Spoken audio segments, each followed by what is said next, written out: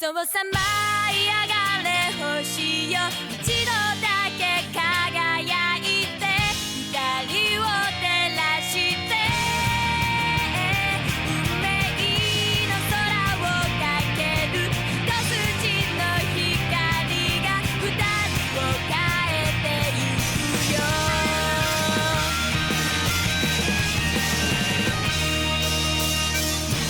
確かめたのは怖いからじゃない、少女はあの流星に絞った丸いレンズに額を寄せた。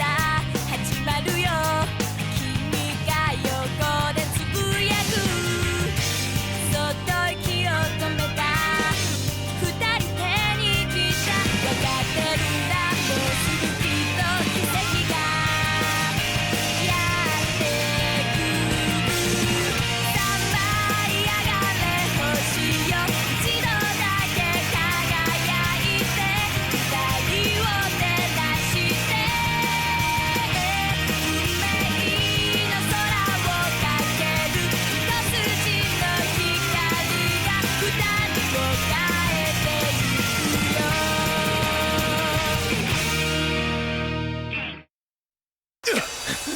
なんだあの字は。あいつの名前。雪圧の雪という字は古代の王の持つ権威を表している。それは罪人の首をいつでも跳ねることができる巨大なまさかりだ。用意、俺の化け物。仲良くしてくれ。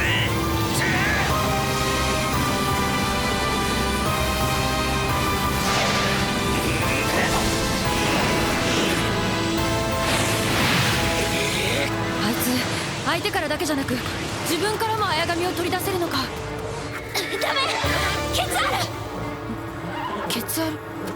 あの馬は用意ではなかったんだろう。そのはずだ。門明かしは人形たちの仕業。ケ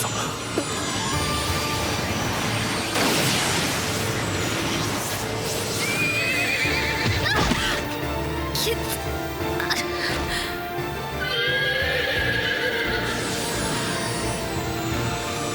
なんだ。あの馬と用意が掛け合いドドイスでもうなっているみたいだぜ。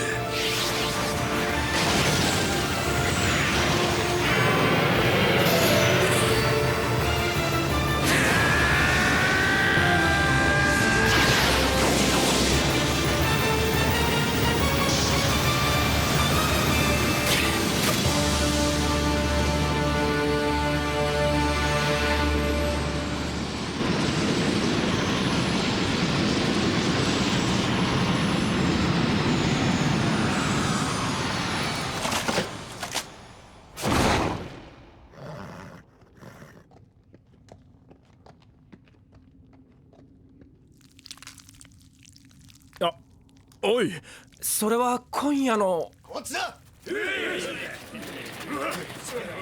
お奉行から加勢するようにと。暴れ馬だ。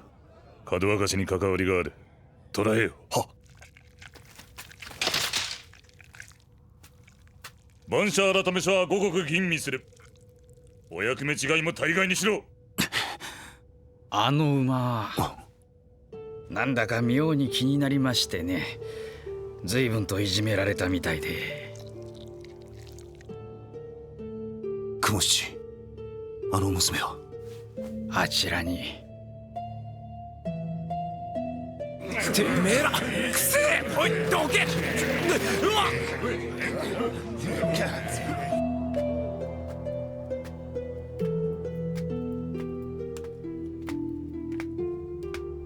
なんとかこの娘無事に逃してやりたい。この日本にいるってだけで罪になるんでしょう。逃げる場所などありません。なら俺と同じか。違いますよ。あんたは不眠、その娘は異人。変に同情するのはおよしなさい。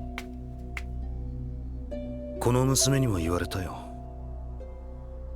かわいそうとか言うのは自分を蔑んでいるのと同じことだと。それでも俺は。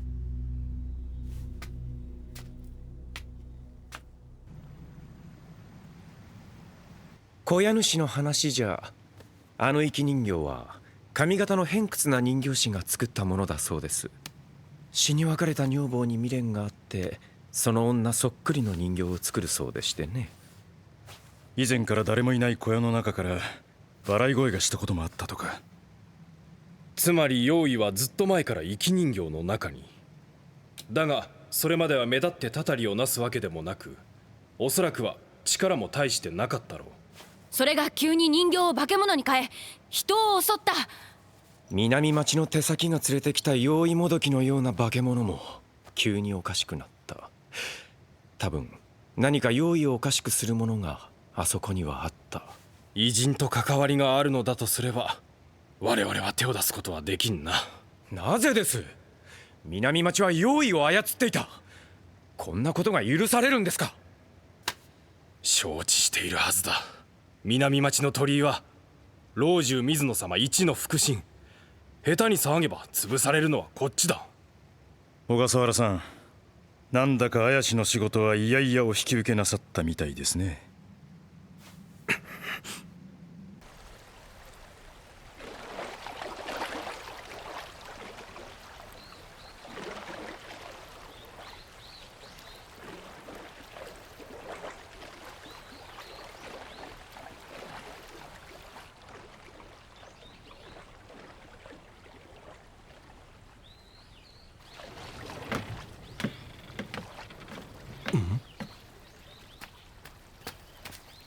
小笠原のお殿様で。父は長崎だ。拙者は養子の宝三郎だが。ああ、その宝三郎様にお願いのなんとやらでして。町方のものか。へえ、ユキって不眠を探しているんですが。竜道を追っていた岡っ引きだ。不眠の一人や二人を追っかけても誰も褒めちゃくれやせん。ただコケにされるのも気に入らねえんで。そのユキというのは確かに私の元にいる竜道雪圧だ。だが奴はもう不眠から足抜けした。よって江戸のどこで暮らそうと勝手。へえ、そうお叱りを受けやした。でもですよ、そいつが人殺しだったら小笠原の殿様にもご迷惑がかかるんじゃねえかと。人殺し？あいつは友達のふりをして町人を殺したんですよ。そうなんだ。町人？その頃15年ほど前らしいですが、奴は不眠じゃなかった。浪人ですよ。世間じゃ武士は切り捨てごめんなんて言いますけどね、どんな大身のお武家だって相手が無礼を働いた現場を見ていた証人がいなきゃうかつに刀を抜くことなんかできねえ。ましてやご浪人だ。よほどちゃんとした理由がなければ許されることじゃねえ。確かなのか？竜道さんと七次さんが争ってるって聞いて駆けつけた時、もうそこには誰もいなかった。竜道さんは江戸を離れたって聞いたけど、七次さんはそれっきり殺されたんじゃなきゃ。どうして？ 15年って私が生まれる前じゃないか。内藤新宿の12層の裏に潰れ寺がありましたね。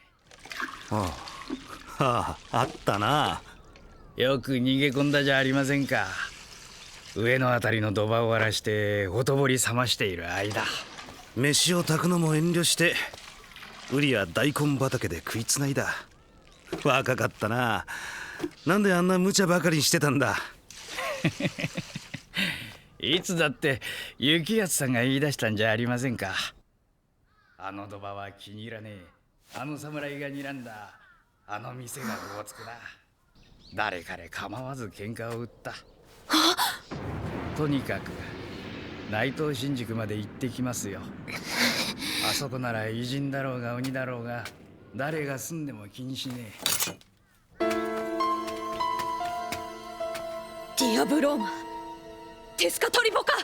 オーマー。私はアトルだ。アトル？それでどうした？こいつは雲七だ。見えるのか？お前にもその悪魔が。悪魔？お前を助けたのは俺と雲七だ。今だってお前のために。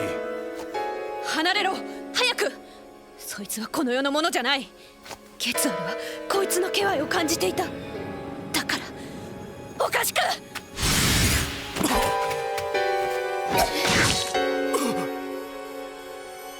雪圧さ。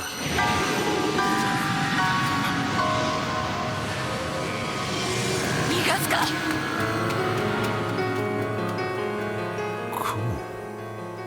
竜道、何をしている？才蔵、アビ。あれは偉人の娘だな。お前がかくまっていたのか。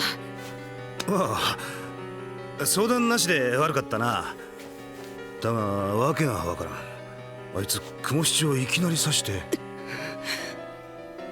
雲七？俺が昔からつるんでいるやつで下駄屋の跡取りだったんだが、今じゃ感動されて。何がつるんでるよ。あんたが殺したくせに抜け抜けと。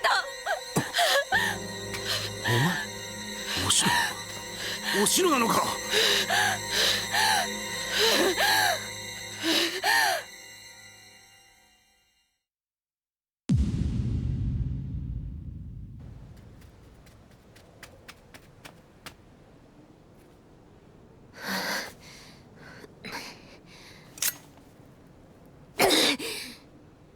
見てない雲七を。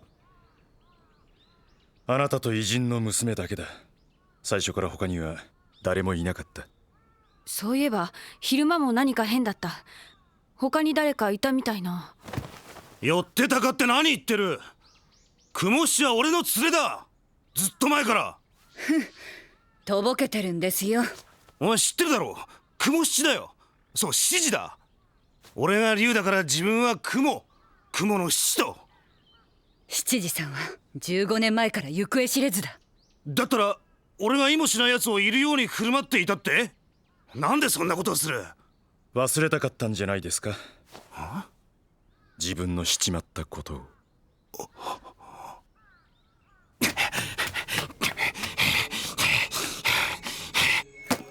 雲七だよ、雲七。だからさ、ユキ、おめえいつも一人だったじゃねえか。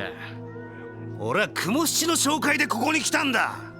おめえはいつも一人で来て小博打って帰る。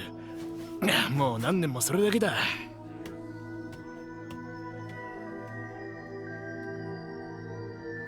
この辺りだ。確かこの辺りに長屋があるって雲七が。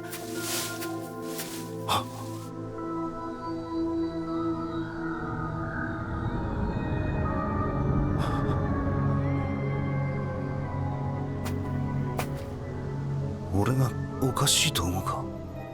あなた以外誰もその男を見ていない。さっきアドルが、あの娘が見た。だが俺たちには見えなかったんだ。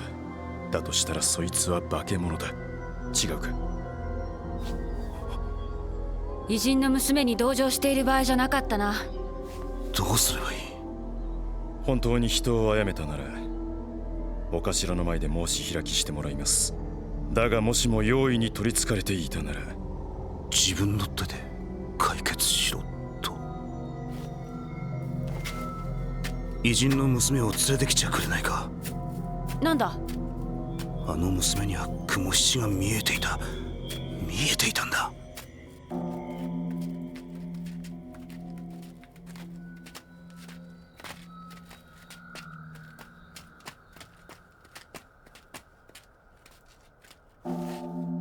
七時さんと竜道さんが出会った場所ですよ。剣術の道場か。竜道さんは用心棒みたいなもので、七時さんは下駄屋を飛び出して博打場に入り浸って腕試しに道場に通っていたんです。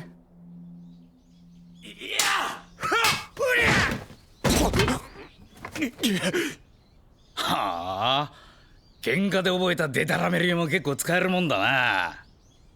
これならオイラが稽古つけてやった方がいいんじゃないの。雪圧。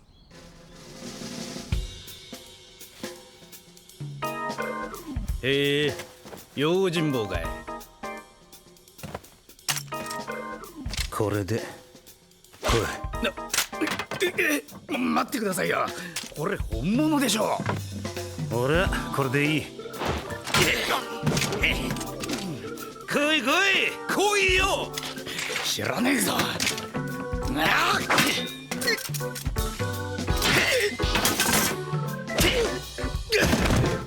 本物の刀初めてか。怖いだろ。汚ねえぞ。イ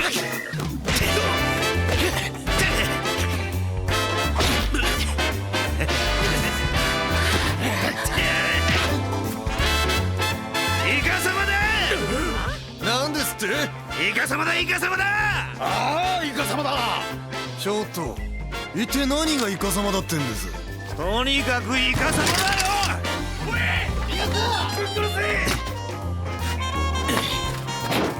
せ。やろうイカしか。めちゃくちゃな雪やつさん。逃げ道も決めてないなんて。捕まったらそん時だよ。もう逃げられねえぞ。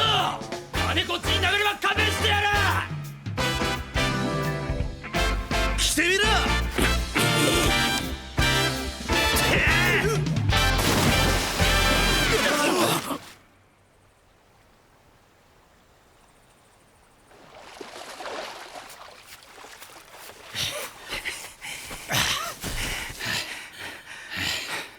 あんまり重くてこのまま上がれねえかと思ったぜ。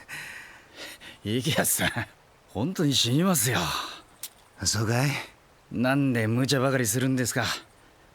ヤクザや親分衆をからかうのはまだしも、日本差しにも刀を抜く。俺らと知り合った道場の時だって。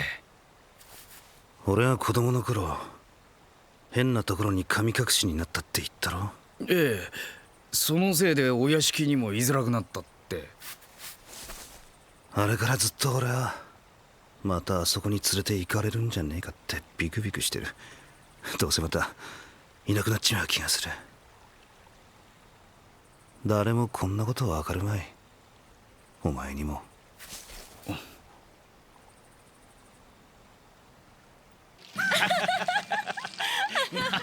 笑えるだろう。おかしな話ですね。しかし俺がそこに居合わせたら同じことをしたかもしれねえな。ああ、七時さんも。そうさ、俺だって気は長くねえからな。すまん、帰るわ。雪やさん。七時さん、竜道様と一緒に危ない真似をするのは。そんなこと言ってもよ、星野。雪やさんといると何が起こるか分かんなくてよ。それがたまんねえんだ。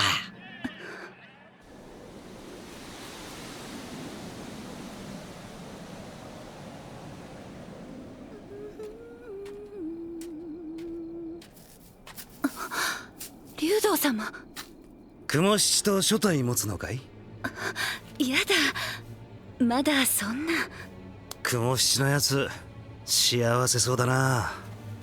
どんな気分なんだろうな、居場所があるってのは。竜道様だって道場にお住まいじゃありませんか。違うんだよ、俺は人とは。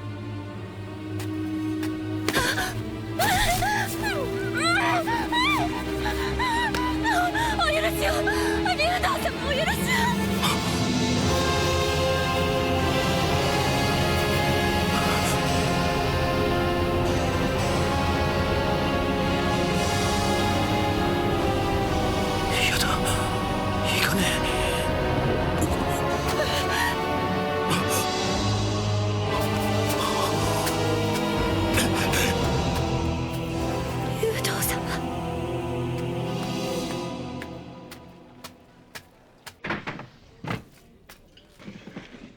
雪やつさん、星野が何かご迷惑をおかけしたそうで。足を痛めて難渋していたからな。家まで送った。重いなあいつは。雪やつさんは子供の頃に連れて行かれたところで何を見たんです？忘れた。嘘ですね、そりゃ。あんたは今でもそれを追いかけているんだ。だからこの世がつまらなくて仕方ない。何をしても満足できない。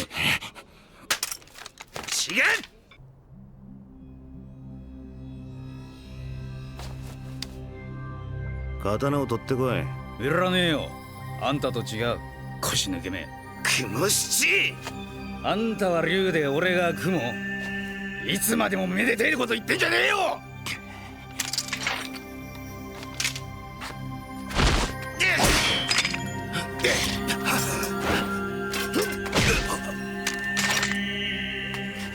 雲七。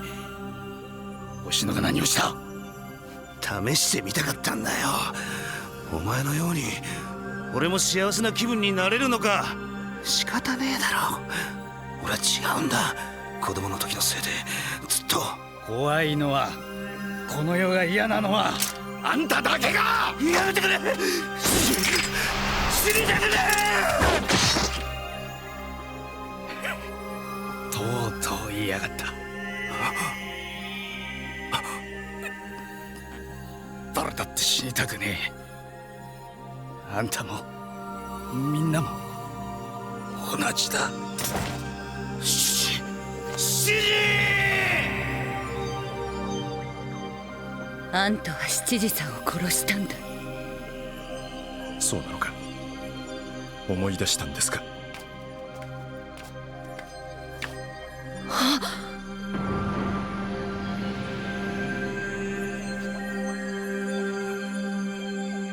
雪圧さん、お前は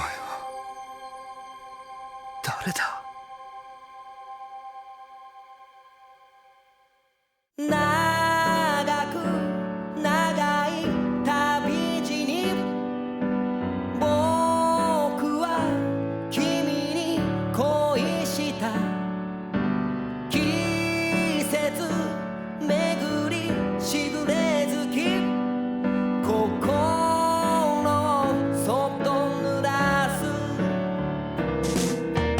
時が何か変えるなら、どうか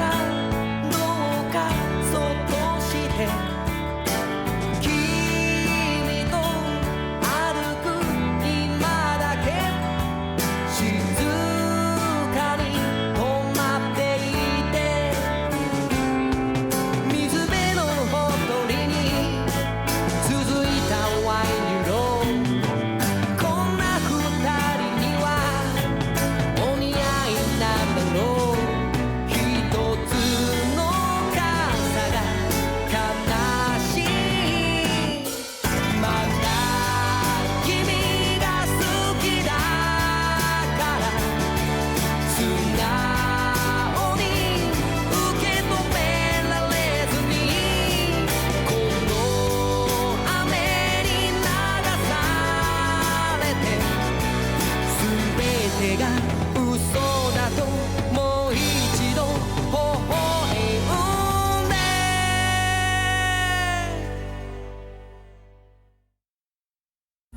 300年前、一つの国が滅びた。国の名はメシーカ、あるいはアステカ。少女が聞いた黄金の国の伝説。巨大な蛇が江戸を飲む。6の話、隆起走る。